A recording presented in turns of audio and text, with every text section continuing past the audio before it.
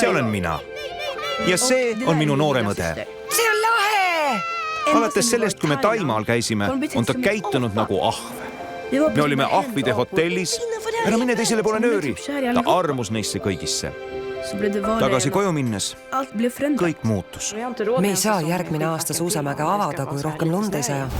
Ühel ööl juhtus midagi imelikku.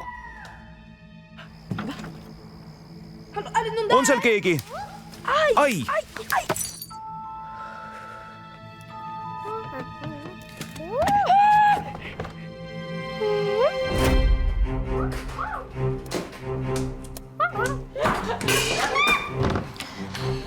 Tere, ema!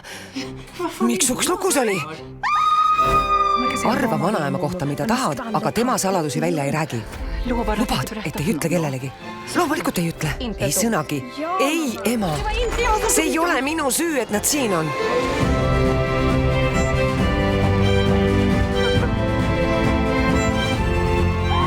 Ahvipärdik!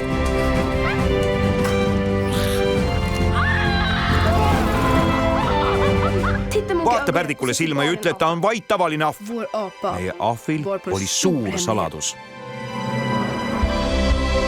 Ahvipärdik.